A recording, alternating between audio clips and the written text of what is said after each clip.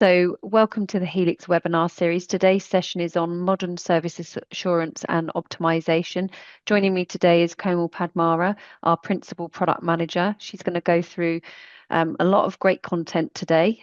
Before we get started, I just want to remind everyone there is the Q&A section of Zoom.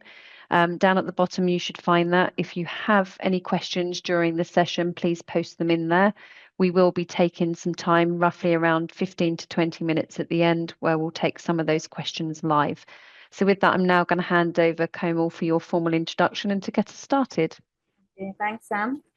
So, hello everyone. I'm Komal Padmar, and today I'll be talking about what is service assurance and optimization, and how DMC Helix continuous optimization helps you in achieving that. Okay.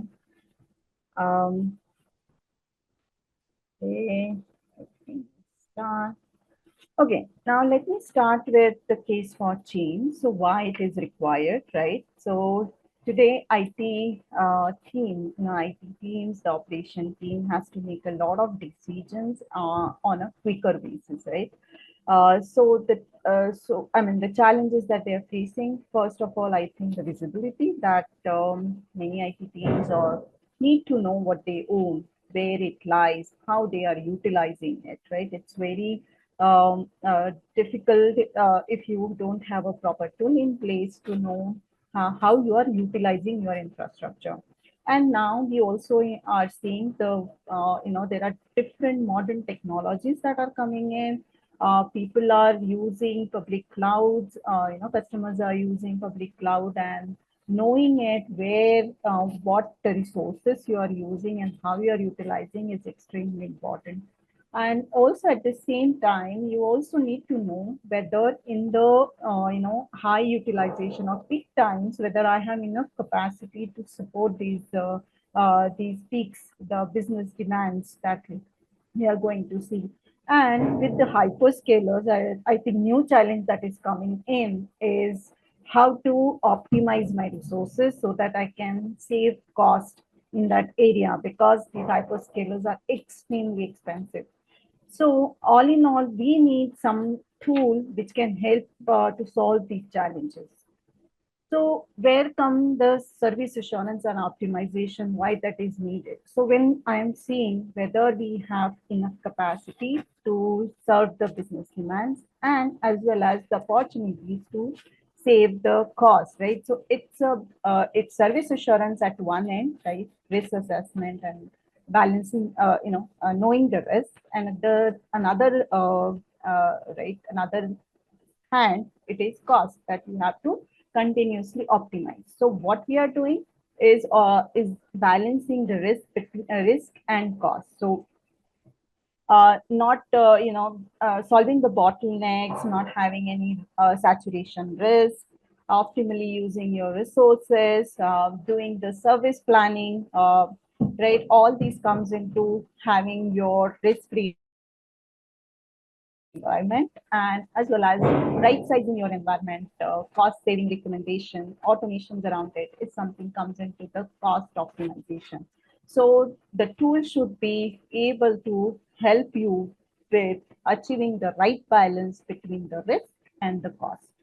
So that's why we are talking about what you look for in a service assurance solution or optimization solution.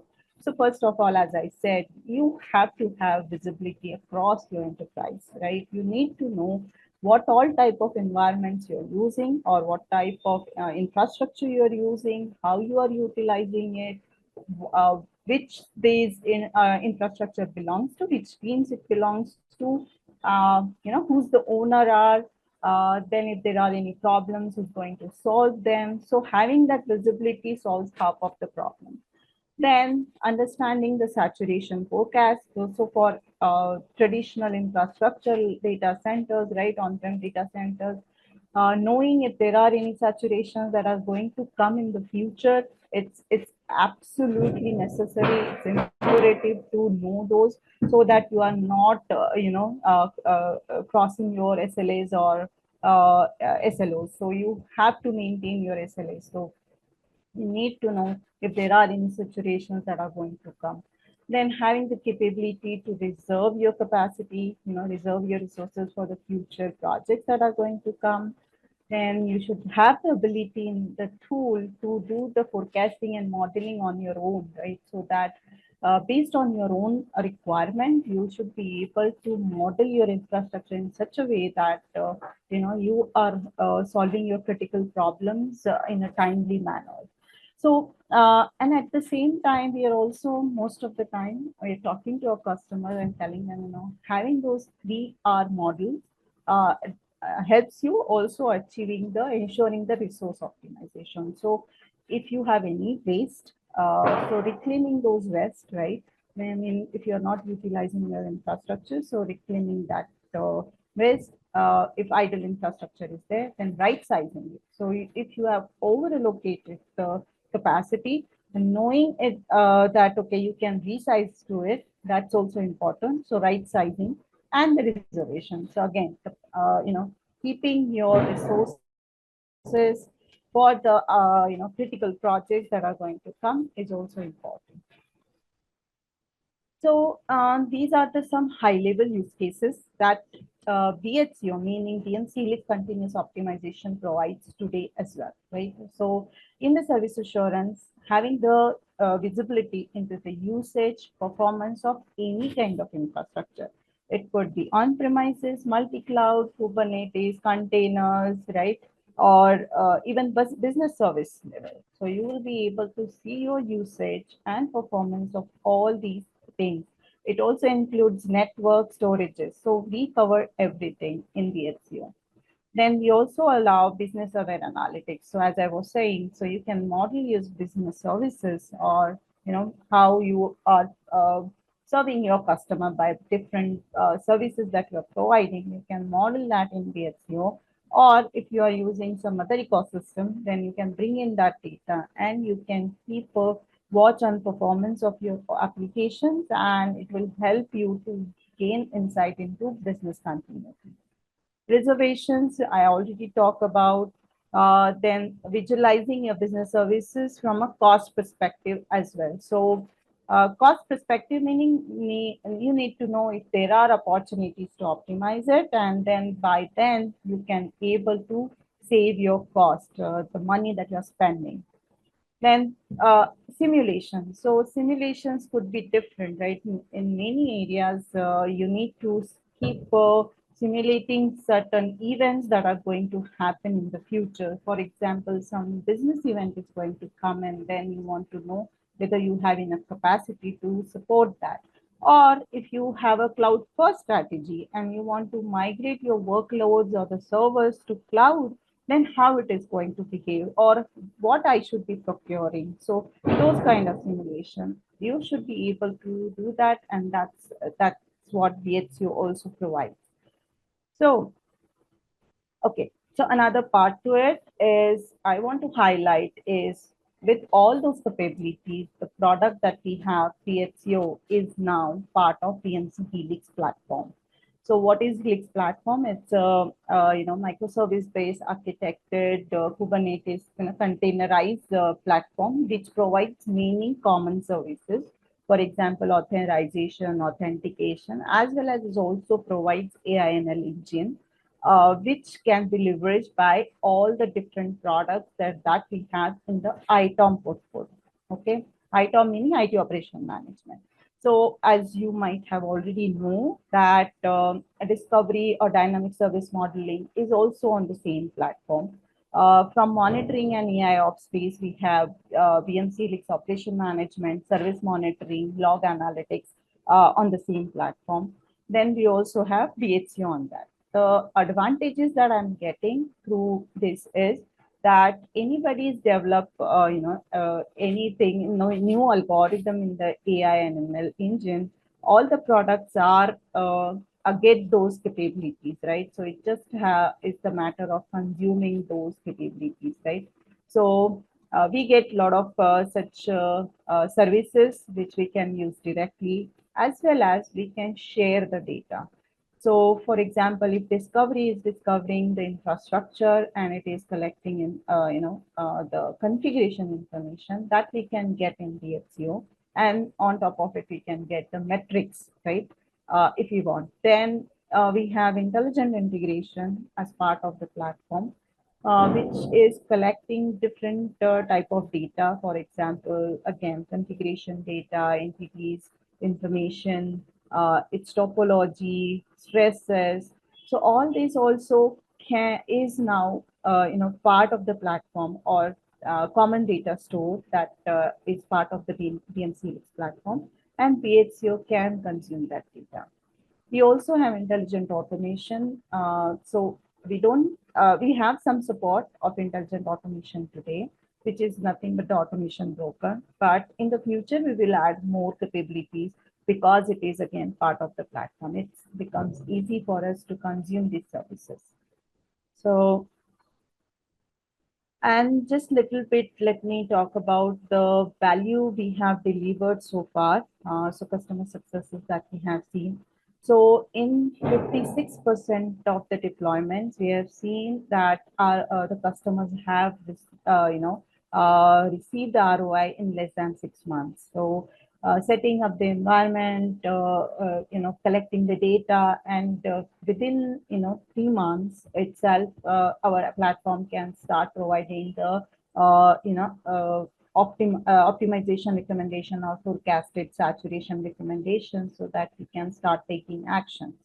So that's the value that we have delivered on the ROI side. On the cost side, also 34% of the customers has deferred their capex. So mostly in storage areas, we have seen that customers are procuring a lot of storages, but they are not utilizing it. Our tool was able to identify such storages and ask customers to utilize them in some different projects or different services, so that way they can save their cost on the storage side, as well as on the public cloud side as well.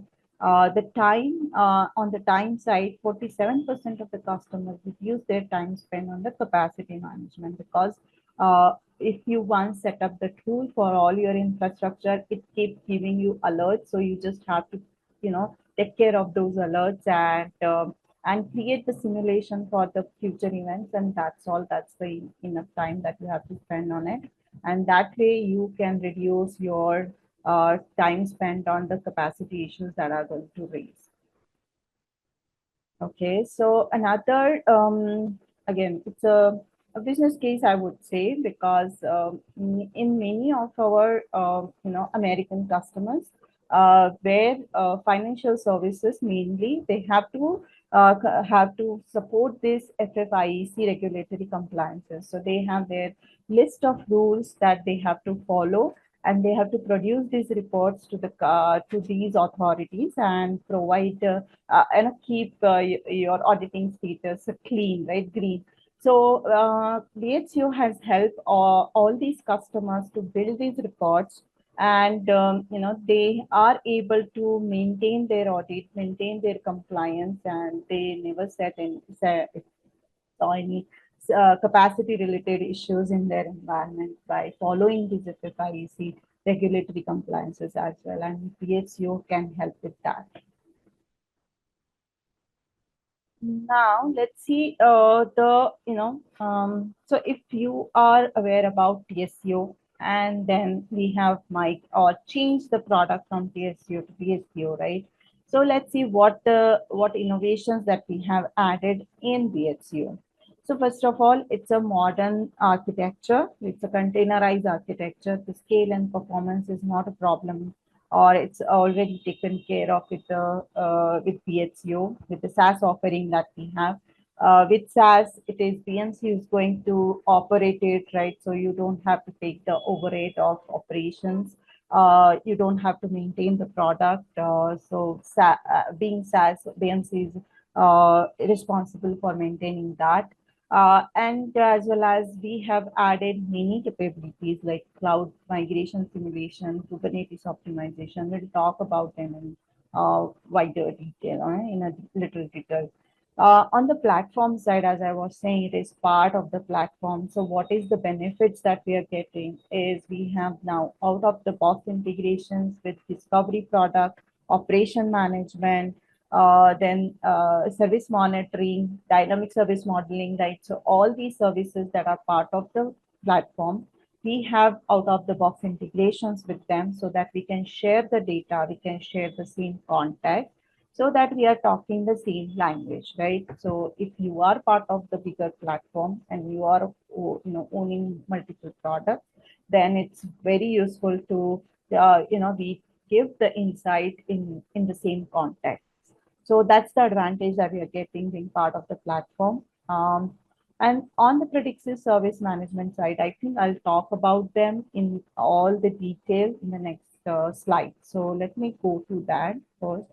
So service model integration. So as I was saying, the DSM, dynamic service modeling, is a service part of is a service which is part of the Helix platform, which stores the service model. If you're creating service model in service monitoring or even in discovery, we can sync that model in DHCO by out of the box. So you don't have to do anything. Just keep collecting the data through ETLs, and discovery discovers the data.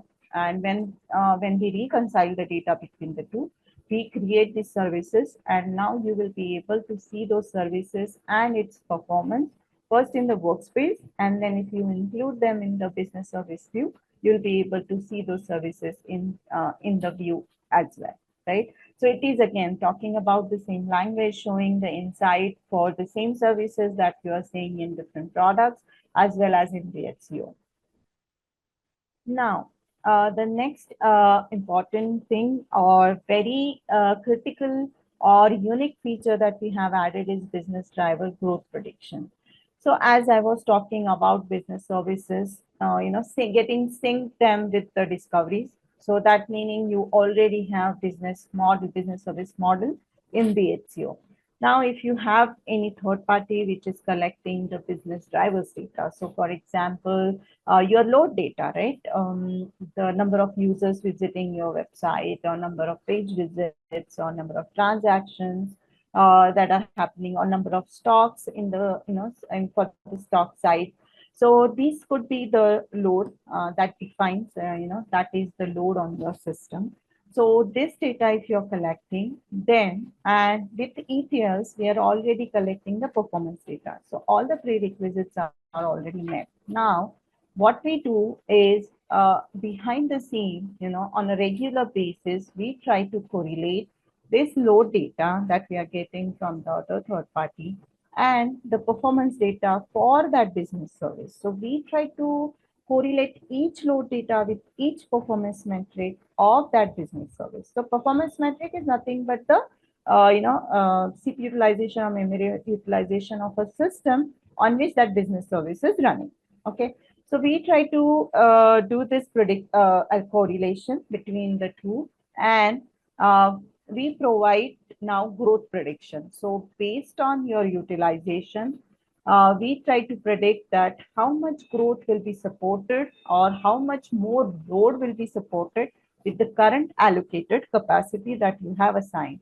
So just to take the simple example, if I am looking at Teams, if Teams, MS Teams is one of the service or business service that I have defined. And for example, number of users and number of meetings or number of Teams channels is something load data that I'm or business drivers data I'm collecting. So I would like to know that with the current capacity assigned to this business service MS team, suppose it is running on 10 servers, okay, in the MCAD, just hypothetical example, then that capacity is enough to support 1,000 servers or 2,000 1,000 users or 2,000 users, or 10,000 channels or 15,000 channels, something like that. So I'll be able to see each the growth prediction for each business driver. So that's the beauty of it. You don't have to do anything manually. It gets done automatically in the back end, and daily it gets refreshed, or you can set the frequency of the refreshment of this, and you will know how much exactly your business service can support. Now you know what is the growth that you are going to support with the current allocated capacity. But for example, if you want to know if there is some event, for example, holiday season is going to come, or Black Friday is going to come, then the allocated capacity is enough or not. So you want to simulate such events, right? So we have now provided business what is simulation on business services. So again, when you try to simulate it, first you have to provide the information like how much growth you are expecting with this event. Okay. So for example, any e-commerce site, Black Friday is going to come, then maybe it is a 1000% increase in the number of user visits, right?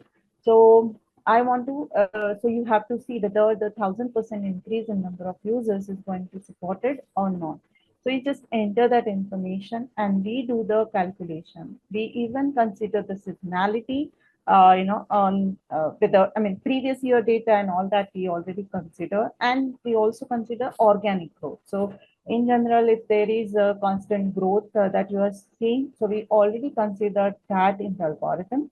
And on top of that, we apply this 1000% growth on it and we recalculate everything and we tell you whether the current allocated capacity is enough or not. So in that case, if it is not enough, then it will exactly point out where the problem is, where the bottleneck is, which resource is the bottleneck, and what actions you need to take. So here in the recommended resizing actions block, you will be able to see what are the recommended actions. So you just apply them and it will recalculate again and it will tell you whether it is again, after reapplying the or after applying the resizing action, whether it is solving your problem or not. It will definitely. But again, if you don't want to use the out of the box recommended action, you also have the opportunity to use your own actions. We will see that in a demo, maybe that will be more clear then.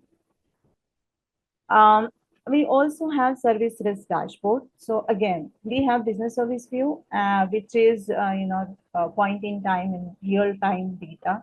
So it doesn't forecast or I mean it shows the forecasted saturation, but SIP utilization or any utilization for that service is not trendable there, right? So we have created this service risk dashboard, which shows you how your utilization is for that business service, SIP utilization, memory utilization in the past, today, and in the future. So in a single view, you will be able to see all your business services, its utilization, past, current, and forecasted, right, in the future. It will also show you if the business services are going to saturate it and when they're going to saturate. Again, you can drill down into it and see more details, which resource is getting saturated and all that. Now, we have also added Helix dashboard, which is nothing but the Grafana-based dashboard. It's a common service offered through platform, free for BHCO as well. So we have now exposed all our BHCO data into Helix dashboard so that you can create your own dashboards based on your requirements, how you want to report to your stakeholders, how you want to report to your team, right? Or the team members who's actually going to work on those. So we have exposed data marts. We also expose forecasting service. We also expose analysis into it. Then the metrics are also available, so you can directly pick and choose a metric and create historical trend or forecast, or for summarized data you can use data mart. So all that is available. You can use it for your own purpose and reporting. Uh, Another feature is cloud migration simulator. So again, as I was saying, many of the customers are having cloud first strategy or multi-cloud strategy, wherein they are moving their workloads to public clouds or some other technology. So then we help to simulate that migration as well. So either you can migrate directly servers or try to simulate the migration for servers directly, or you can also check that for workload. So once you run this, you will see multiple options for different clouds. Again, I think seeing that in action is more useful, right? Another technology which is now widely getting used by many customers or the enterprises is Kubernetes. So container-based, even BMC has shifted to containers, right? So BHCO is a containerized architecture and containers-based deployment. So we have to support, we have to monitor Kubernetes-based or container-based applications as well. So we have added Kubernetes view. And in the view, you will be able to see overview of all the elements that are included in the Kubernetes technology. Clusters, nodes, namespaces, controllers, mean deployments, and we also provide the recommendations. Recommendations are two form again. Uh, I mean, if there are any saturations that are going to come at a namespace, cluster, or container level, or if you have over-allocated clusters or container, meaning you are not utilizing all the resources that you define on the cluster or the container level, then you have the opportunities to optimize them. So we provide both of them in these fields. Uh, Last is workload characterization. So we used to have this in PSU as well. So many of the customers try to, want to look at the capacity or the utilization from the workload perspective. So now what is the workload? So for example, on a particular server, Oracle is running. So most of the time there are different processes that keep running behind the scene for a Oracle itself, right? There is not single process. So you want to group together all the process to define, okay, this is my Oracle workload, right? And then you want to see the utilization, that how Oracle is utilizing the resources on particular server. So to do that, we need to define this workload definitions, right? Otherwise, it's very difficult to understand for us um, to know what all processes are running and what workload should be, right? So we have this workload characterization workflow wherein you can define the workload definition using regular expressions on the processes, name, users that are executing these processes, or groups that are executing it. So based on all these type of criteria, you can define the workload, and once you define it, it will get created, and then you will be able to monitor the performance of these custom workloads. Now let me switch to the demo part. Yeah, we're good. Okay. Good. Thank you. So, as we were just talking about the business service, right? In my slides there. So, this is the business service overview that we have. So, what it is showing is all your business services. Now, you could define business services in BHCO, or if you have CMDB, or if you have discovery wherein you are defining your business services, you can get those in the HCO. And once you get that, we show it's how it is behaving, whether they are healthy or whether you are going to see the saturation in the near future. So we'll show them in this business service overview. So here you can see, okay, I have few of the business services already saturated. If they are going to saturate it, then it will come in these type of categories, right? 1 to 30 days, 31 to 60 days, and all that. And if you want to take deeper into it, right, to go into more detail, there you can go to the business services or view page wherein you can see again the utilization. So here we are showing the risk and usage from a pools perspective. So in the BHU, we represent business services in the service pools form. So all the resources belonging to webs. So if it is a 3-tier architecture business service, then all the components of web, right? Web part comes into the web pool, DB part into the DB pool. That's the simplest example I'm giving. It could be more complex, right? It could be 4-tier and all that. And it could be containerized also, right? So we also support containerized business services as well. So, but it will show you in different format, right? So So thing is, so again, you can go deeper into it. So for example, Acme billing, if I want to see what is the usage and the risk here, I can see that the CPU and memory is at risk for this business service. And here are the some business drivers, but I want to see the pools, right? Which pool is actually a problem? So I can see Acme billing pool is at risk. It is showing. So ultimately, what is the server that is the problem? So here core and SSO is something, these servers, which I need to look into to fix the problem, right? So then I can create analysis on it and see or forecast the model on it and see what is the problem and how I fix that. So that is one part of business, having the business services. And now we also added is business driver growth prediction, which I was talking about. So for example, in this one, e-commerce global, so visits and different, again, it could be many, business drivers associated with e-commerce global will appear here, right? So I can go into more details uh, to see, okay, so there are 37 services, okay. You can see this here, then you can deep dive into it, right? So here in this page, I can see the visits, what is the today's count, current count, and how much I can support, right? Supported directly 316%. So it just showed how the historically it was behaving, right? How the how events are coming in again. You can go to the pool. So from a pool's perspective, how I mean actually which pool it is correlated with, right? So here I can say it is not correlating with the web pool, but mostly it is correlating with app pool, right? Because the confidence here is high.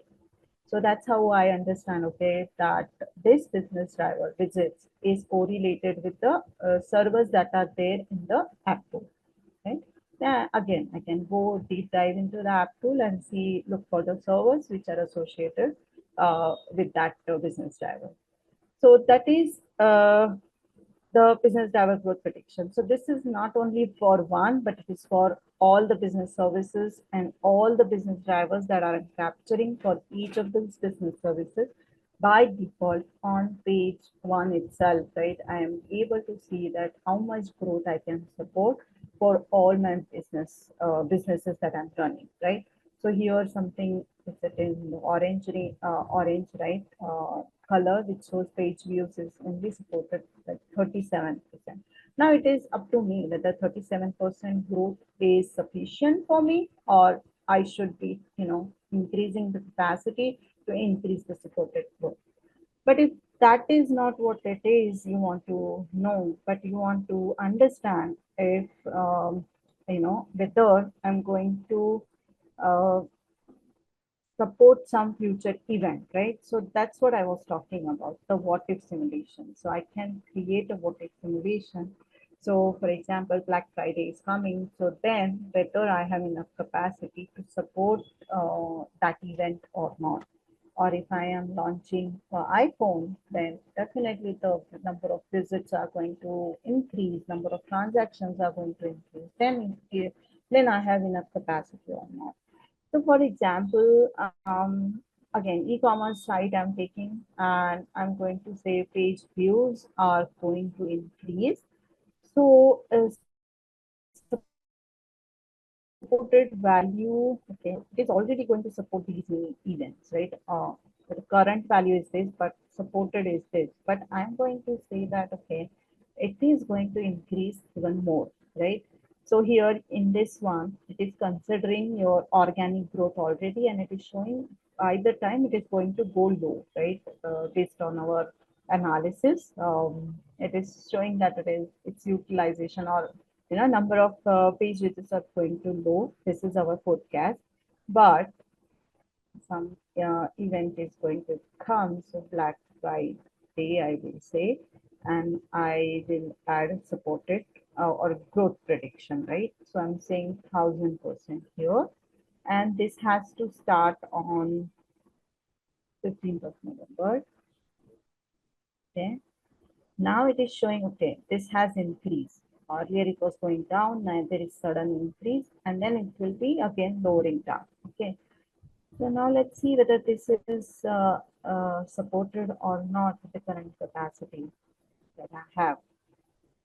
So it's saying no, it is going to saturate, and definitely it's going to saturate in November because I'm adding the event there.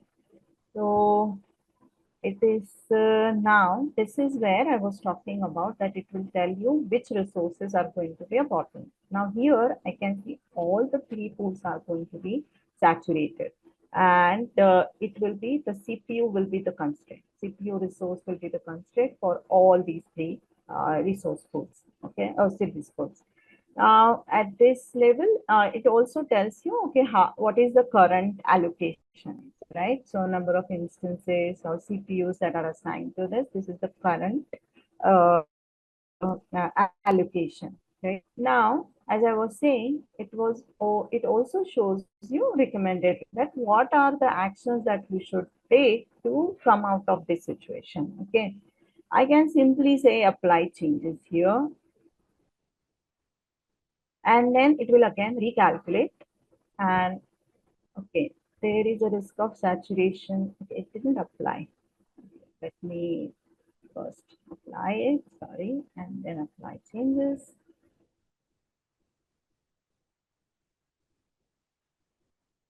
Okay, so now it becomes green. Now here it will show how your real estate is changing, right? How the allocation is changing.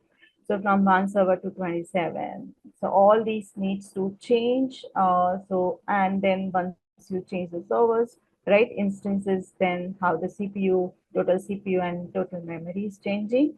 And based on that, you will see the change in utilization as well. And still you're seeing some oranges, right, here. So now, if you want to even not want to have the 80%, 83% of utilization, you want lower than that, then you can add your own resize action here. So we have both options again, which pool you want to take. So I saw orange for web pool, so I'll select web pool.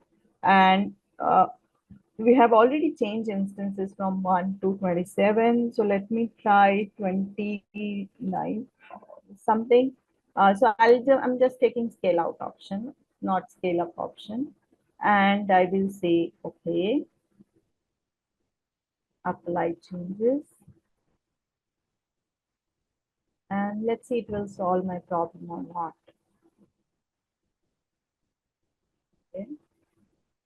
It is still, okay, sorry, I added to web pool. It didn't change. So maybe I have to increase a lot, right? It is not changing anything. So I need to add more resources to it, then only I'll be coming out. So you can basically you can play with it. You can add as many actions as you want. You can play with, and once you do that, you can save this simulation and send it to your automation operator, right? Automation engineer, and who will automate this for you when it needs to be scheduled. So he can then have both the action, right? Scale up action and scale down action scheduled for, because you want to increase the resources for particular time only, not for all the time, right? So you can automate this. Likewise, you can create multiple simulations and have your year, the entire year plan for yourself. So then you don't have to worry about, any peaks or any, plan events that are going to come. So that's our what if simulation. Now let me also show you Kubernetes containers one, right? So as I was saying, you already have the view wherein you can see all the clusters, nodes, and namespaces. But basically, what I really want to highlight is if there are any recommendations that you want to, that needs your attention. So, for example, here, this is my namespace. Okay, this namespace is already saturated. Sorry.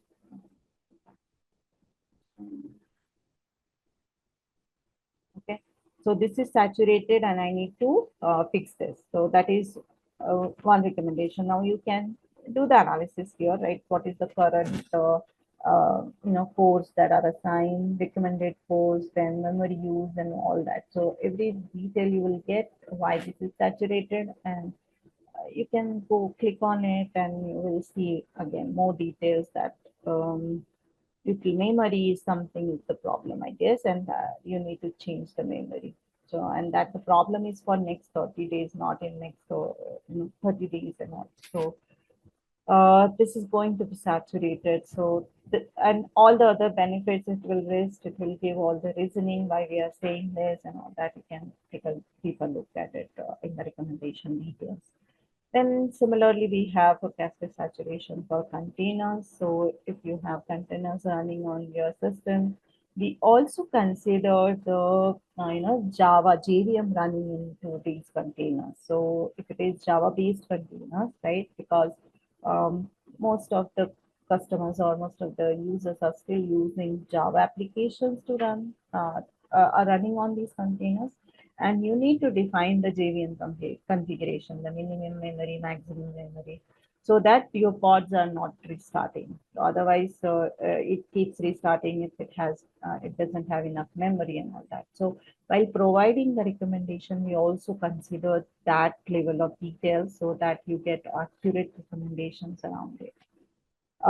So these are forecasted saturation recommendation. Then I was saying oversubscribed clusters, right? So if you have a cluster which you have defined at a very high level, with a lot of resources, but you're not utilizing it. So it will show you how it is oversubscribed, at what percent it is oversubscribed, and where you should fix it. Again, you can click on the recommendation detail and you will see what are the actions that you can take here. Okay.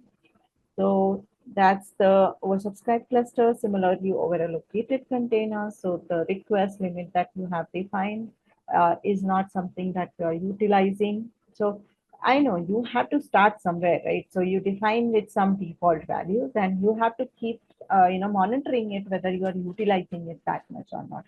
And then based on the utilization, you can fine tune it. And it's a continuous activity. So you have to have some tool in place which tells you, keep on telling you whether you are utilizing it properly or not. And that's the job of PHO, right? PHO is helping you with that.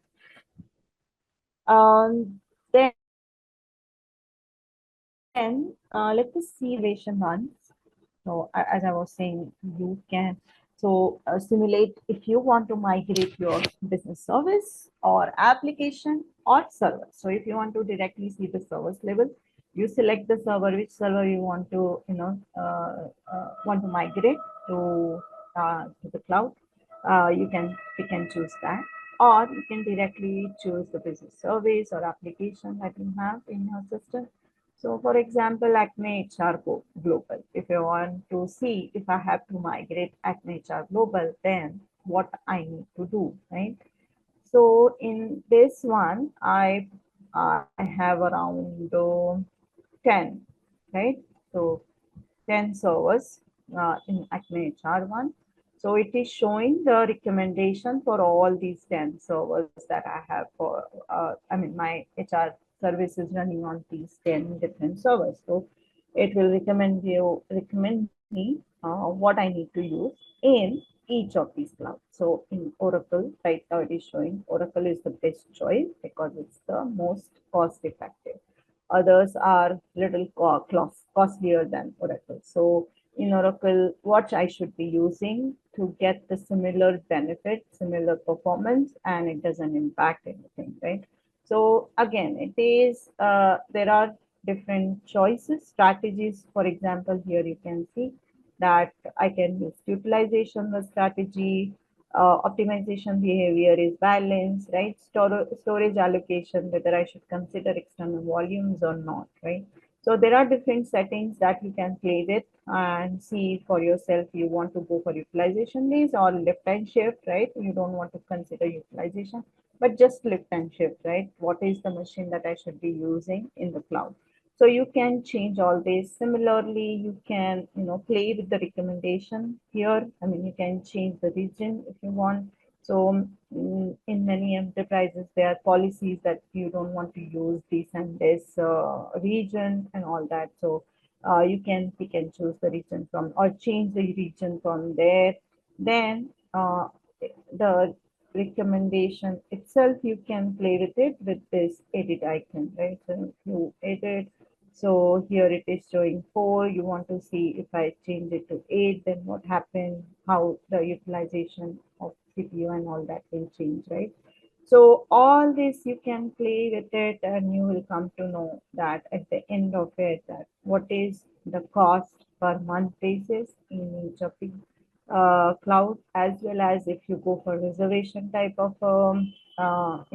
deployment or purchase, right? Then what is the cost for 1 year and what is the cost for 3 years. So based on that, so in Oracle, as you know, the reservations is not there something it yet, right? So it is same cost per month basis. But in AWS, if you go for 1 year, it is reducing a lot, right? And if you go for 3 years, it is cheaper than even Oracle. So then you have to think about it, whether your application is going to be there for that much of time. Then if it is, then it is better to go for AWS rather than Oracle. So that's the kind of decisions you can take based on this, again, migration simulation, and it will help you a lot in migration strategy. Then what else? As I was saying, we also support networks, storages, and of course the data centers. I mean, in the virtualization, we support a lot of technologies there. And in the cloud, so let me take an example of maybe Azure cloud, and we'll show you how it also represents, right?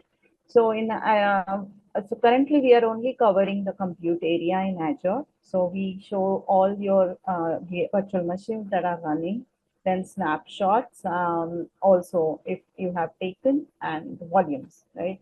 So that data we show, and in the recommendation, so its utilization all you will be able to see here. And in recommendations, you will see if you have any idle VMs that are running or over-allocated VMs, right? We identify all those, so you can get rid of the idle VMs, and you can resize your over-allocated VM so that you can save the cost, right? So looking at the time, I think I want to give some time for Q&A, and I will stop here.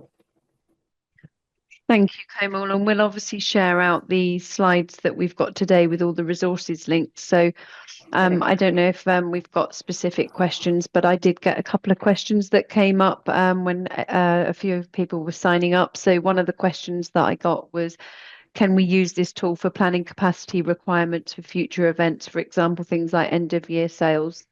Yeah, yeah. So that's a great question, right? So when I was talking about the simulation, business services, first of all, view where you can see the current health, that how your business services behaving today, whether it is healthy or going to saturate. But along with that, if you run the simulation and try to provide, what is the expected growth for this year-end cell, then if you put that in, give that as an input and run that simulation, you will be able to plan it, right? You will be able to see if you're going to saturate or not. And based on that, it will tell you whether you need to add more resources or not. And that's what the planning is, right? Like that, you can create many simulations and be ready for the complete year plan, actually. Okay, thank you for that. And another question actually about the tool was someone was asking about planning the migration with cloud or multi-cloud environment, if you can use the tool to do that. Yes, yes. So cloud migration simulation is for that purpose. So I just show how you can utilize it, right? So it shows you the per month cost if you simulate, if you want to migrate your workload, then it will tell you what is the best cloud choice if you have to run it for a short period of time. But if you want to run it for a longer period of time, then which cloud will be best? You can make that analysis, or get that an insight with this tool when you use the cloud migration simulator. Okay, great. Thank you for that.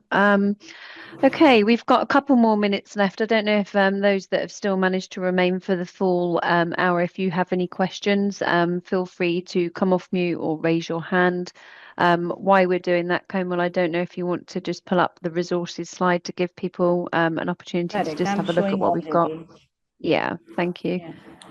And if we don't have any further questions, Yaron, I don't know if there was anything else that you wanted to add, because I know you were there in the panel ready to answer some questions if someone had them. Maybe we've blown them away with the demo. No, I just think it was a great session. Thank you very much, Kamal.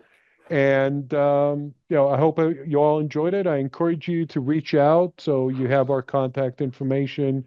Reach out to either Kamal or myself or to Sam, and we're happy to answer any questions you may have, and have a little bit more of a discussion about BHCL.